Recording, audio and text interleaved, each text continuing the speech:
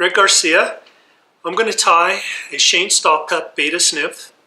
Great little pattern, works well on our tailwaters around here, but something that you could tie from size 22s up to, even 14s, I'd say 16s, and you can alter the material a little bit to make that work.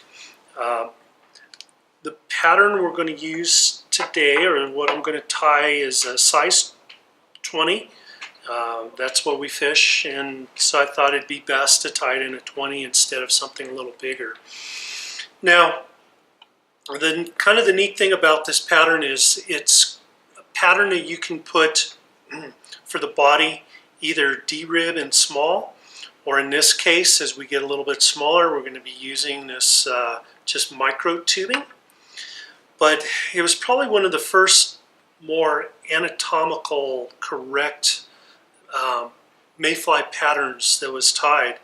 And what Shane witnessed in really studying these flies is that the legs come out of the thorax, right in the middle of the thorax of the natural, where all the patterns out there at this point were all tied with all the legs coming out off the head of the fly. So that's kind of what he observed, and it's true.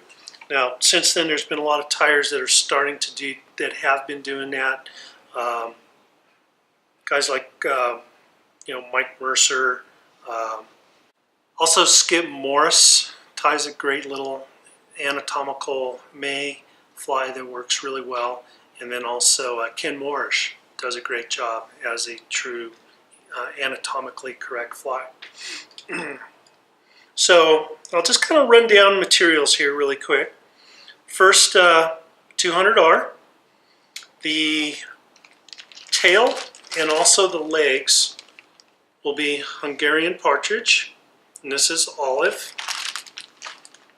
The tubing, or the body, the abdomen, will be just this micro tubing in olive. And then the thorax, just some superfine dubbing. This is olive brown, which seems to match up real well.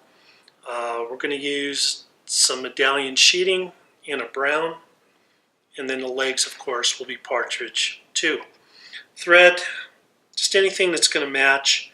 For this particular one, I'm going to use an olive dun 8/0 thread. So first thing we're going to do is I'm going to start my thread. Now on this fly, you could really start your thread pretty close to the eye. I'll bring my thread straight back. The reason why I said you could start your thread way forward like this is that we're going to cover this entire body with some tubing and some other materials.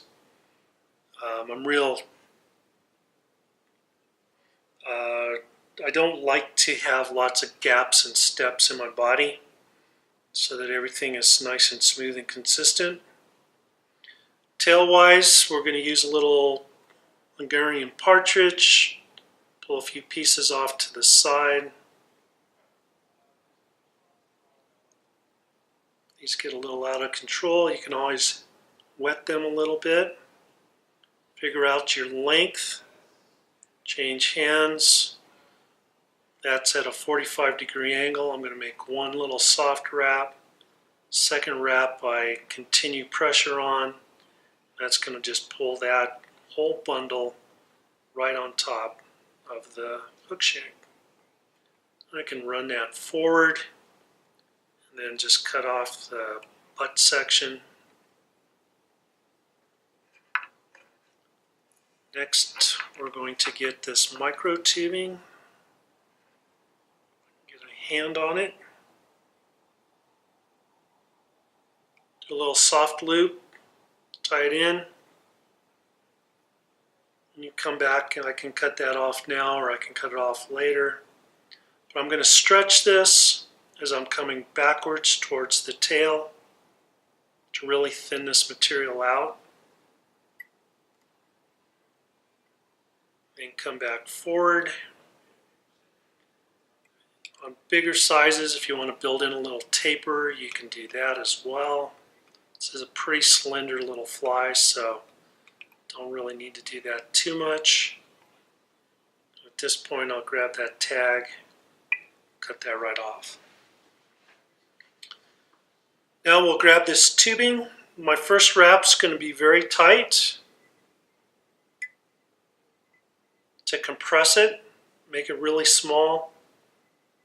And then as I come forward, at this point, I have very little pressure on this tubing. So I can get that nice little segmentation. I'm also not laying this tubing really right next to the previous wrap. There might be just a little slight gap in there. And that too will give you a little look of some segmentation. I'm going to grab some medallion sheeting. I'm just going to go ahead and tie this on. I'm tying it forward.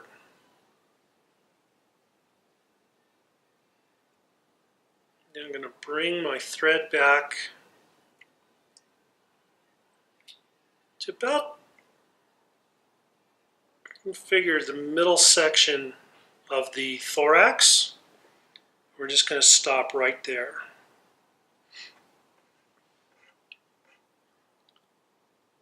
Now I've grabbed some partridge. I've cut a little V notch into that, taking out that center quill or stem.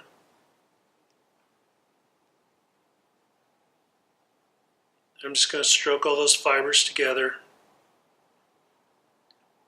I'm just going to figure out, usually the legs are about half the length of the body, maybe just a pinch shorter. And I'm going to mount that right there. I can cut this off. Next, we'll grab some dubbing.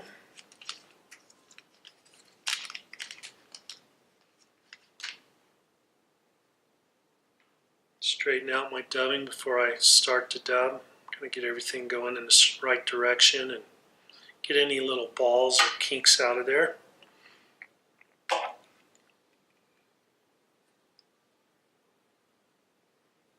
Now we'll just dub this thorax.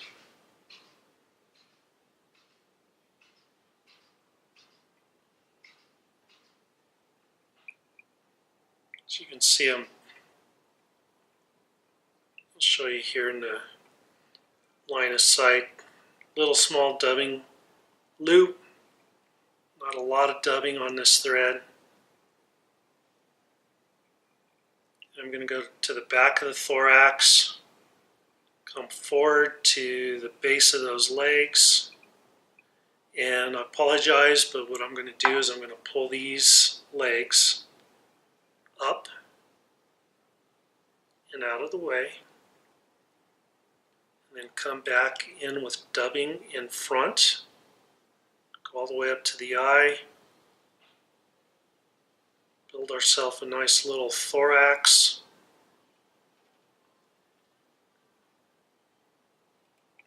Just a little bit more dubbing there.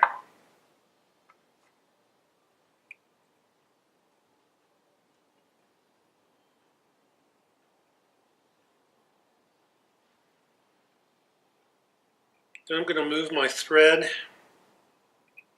right to the back of the thorax. And then at this point,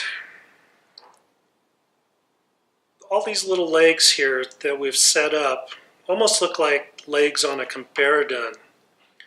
And what I'm going to do is just kind of barely separate them ever so slightly. I'm going to bring this wing case from the front straight back. And then my thread, just manipulate that around those legs. Tie in that wing case. Bring your thread right underneath, right up to the eye. At this point, we can whip finish this.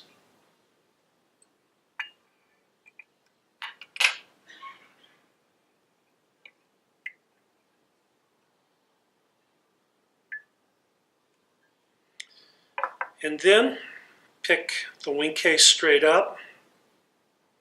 And then with your scissors, come straight in. And I'm not going to cut this really tight, close. We're actually going to, on purpose, leave a little bit sticking up, kind of representing a little wing case starting to pop. And that is Shane Stallcup's Baetis Nymph. Great little pattern. Works very well. Real lifelike with those legs coming out right at the center of the thorax. And doesn't get too much more realistic than that. So give it a try, fish it, give us a call, let us know what you think.